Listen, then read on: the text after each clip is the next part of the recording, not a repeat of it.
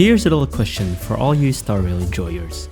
Wouldn't you like to tickle your enemies during your turn, and then inflict them with stage 4 cancer once they thought that it was okay for them to finally make a move? Well, look no further. Cause in this video, I'm gonna show you how you can go from sneezing at your enemies to literally shoving Chernobyl up their ass and have them spontaneously implode, just like this.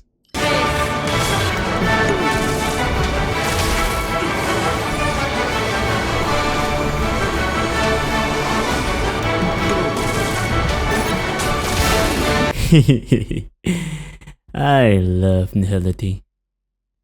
Anyways, today we're gonna delve into how you can tweak your way around the path represented by Mr. Obese and depressed Caspar over here.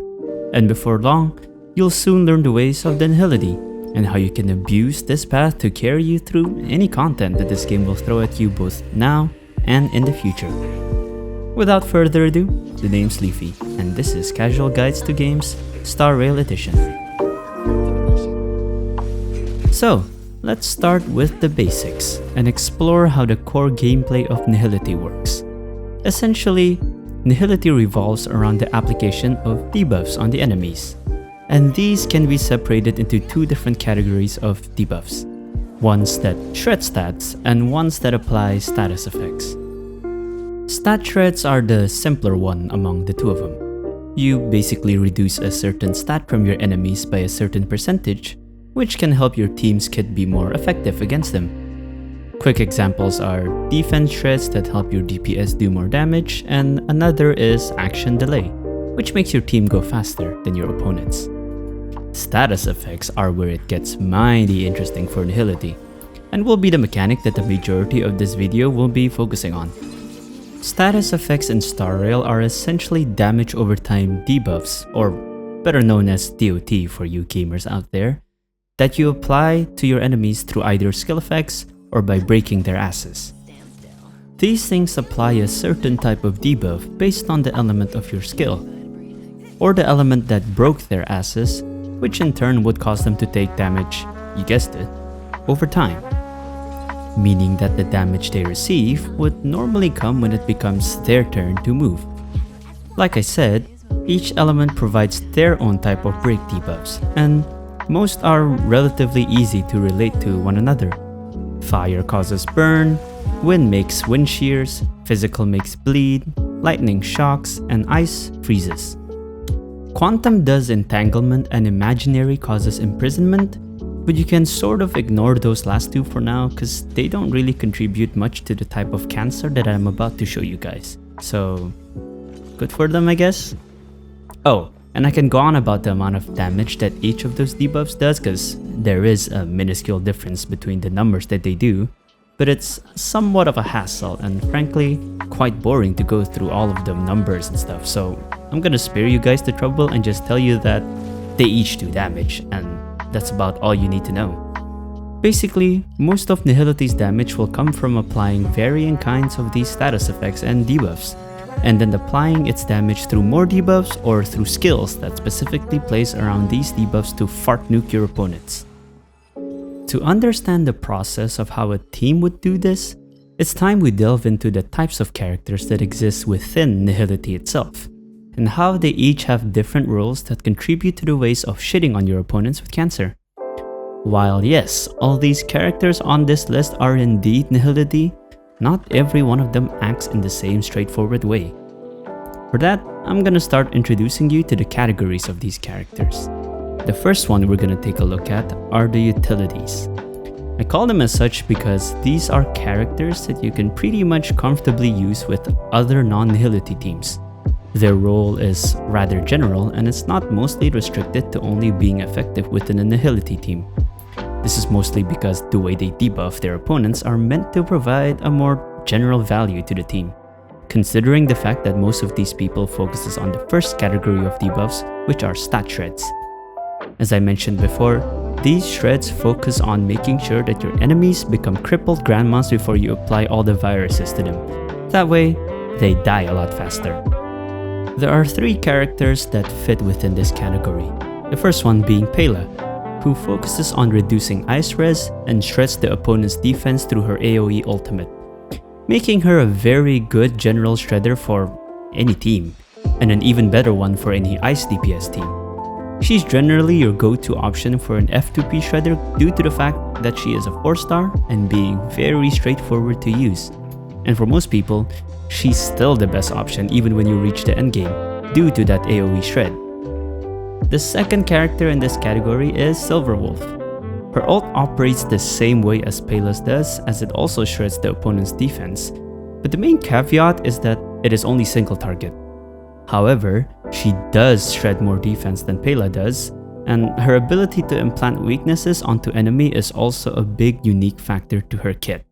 And her talent also allows for your enemies to constantly have one of these 3 debuffs to be applied to them at any given time.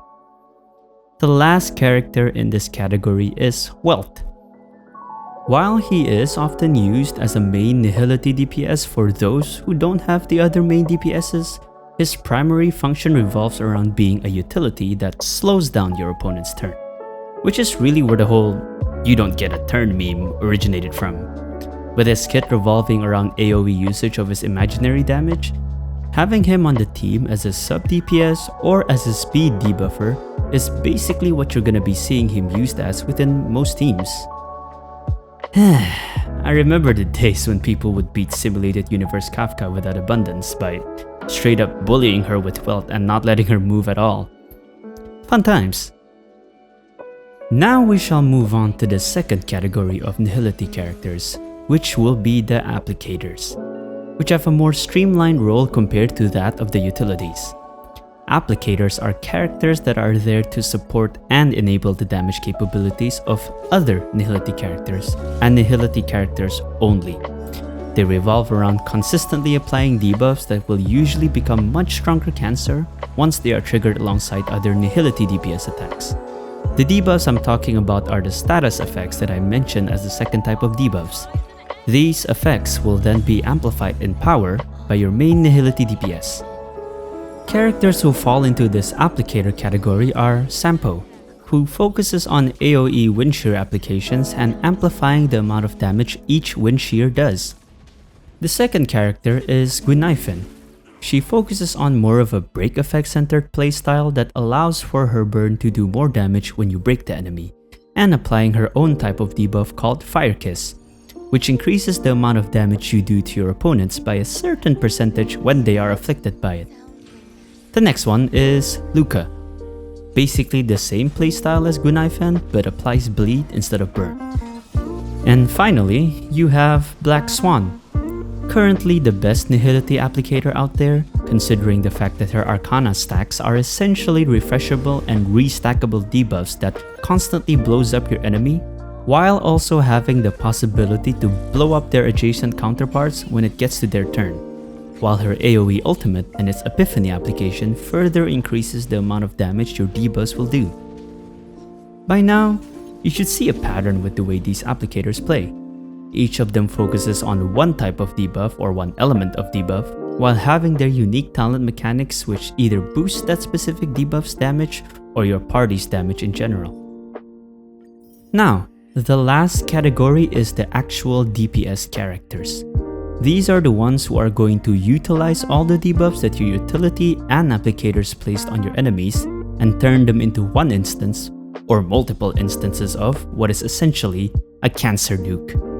Though if I were to be honest, the only one who truly embodies this cancer nuke playstyle would be the one and only queen of Nihility herself, Kafka.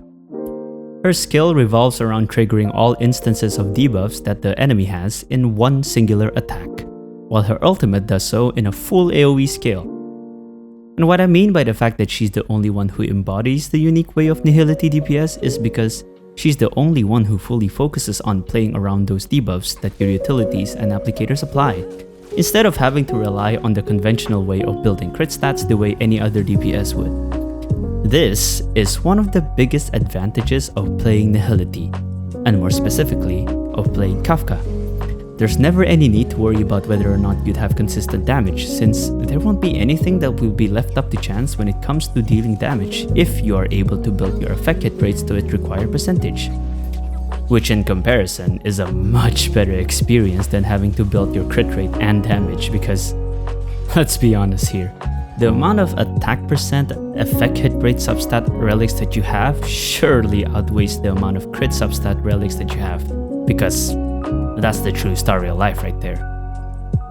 By the way, when I say consistent damage, I mean literal consistent damage. Here's an example of what I mean. Look at the string of farms that I'm doing with a fully built Kafka and pay close attention to the damage that I do to the final enemy in every single run.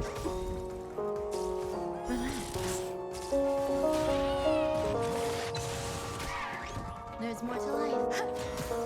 Stand still.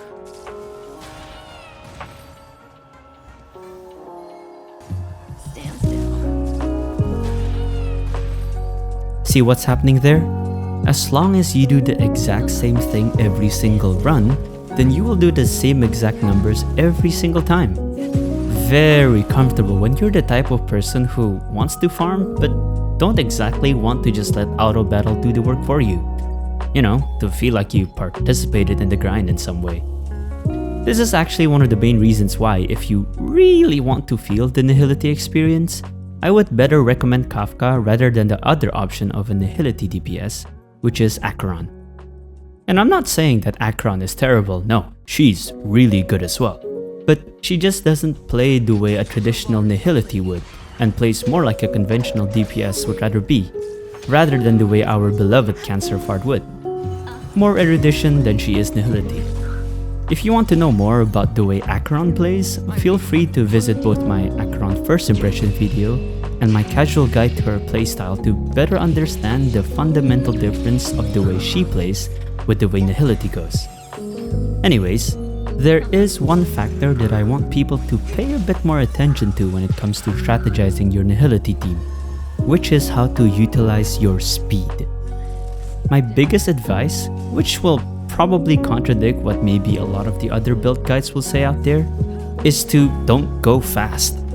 Of course, the speed order of your own team is clear as always. Applicators and utilities need to go before the DPS, but if you're only able to build up the speed of your Nihility characters to somewhere in the neighborhood of 120 to 130 speed, then that is completely fine. Remember, bar playing Acheron, the majority of your damage will come through the start of your opponent's turn, so you have to let them move. Or else, you might find yourself spending more time afflicting those debuffs instead of actually seeing it come into play. So, don't be too fussed about building the speed of your Nihility characters to obscenely unnecessary numbers. In my opinion, it'll just be wasted investment. In any case, understanding the interactions between these roles within the characters of Nihility would allow you to strategize the way you want to build certain Nihility teams. In most cases, a common Nihility team would look like this in terms of what roles you'll see in them. You'll have the main Nihility DPS, the Applicator, and a Harmony to boost what you lack in stats from those two main damage dealers, and a Sustain. Which Sustain you want to use will normally be free for you to decide, and the Harmony character itself can also be swapped out for an extra Nihility debuffer or a utility instead. However it is that you choose to build your Nihility squad will either depend on which characters you have or what your comfort strats are. That being said, there is a special caveat in Nihility team building that allows you to go for funkier teams in certain circumstances, particularly how Nihility can be used within simulated universe content. Let me tell you something. Nihility is ass broken as a path in simulated universe, even more so when you choose to main it in Swarm and Golden Gears, considering how easy it is to get 20 plus blessings of your chosen path in a single run of those simulated universe sections. My first ever difficulty 5 Swarm clear was with a squad that consisted of Kafka and 3 other Sustains, and I was still able to do big balls damage with her alone. You can even run that path with no Nihility characters and it would still be a strong run to do, just because of how broken their effects are. I haven't gone against Svarog in a long time, and this was the last squad that I ran with Nihility, all because I didn't have any Nihility characters built before I got Kafka. And believe me, the path still shat on that grandpa. In any case, even when done quote-unquote wrong, this path is still broken beyond belief. However, it requires you to step out of the norm of your typical way of DPS pathing and a different approach to both team building and character building. Kind of like the way Bloom became one of the best ways to ram opponents in Genshin, DOT is that method that Star Rail offers. Yet the underlying concepts of both traditional DPS and the way Nihilities play is still relatively the same. You have characters that enables others to push the ceiling of their damage, while you also have the characters who are there to take advantage of those supports. They just do it in a slightly unconventional method. That just about covers it for this introduction guide to Nihility. The more you use this path and its characters in different types of content, the more you'll see how its playstyle can easily work itself into many different scenarios and use cases. Once you've gotten a handle on how to process your Nihility teams, then the easier it will be for you to plan out playstyles and strategies within those teams for specific types of content. That way, you'll never have to be confused of what team to run for any particular level or stages in the game. With that being said, I hope you guys enjoyed this video and found it to be helpful. Do leave a like if you enjoyed it and a dislike if you don't, and thanks for making it this far in. Oh, and before you leave, I'm closing in on 1,000 subs, so it'll be much appreciated if you guys can help me get to that goal soon enough. In any case, thanks for watching. The name's Leafy, and I'll see you next time. Sayonara.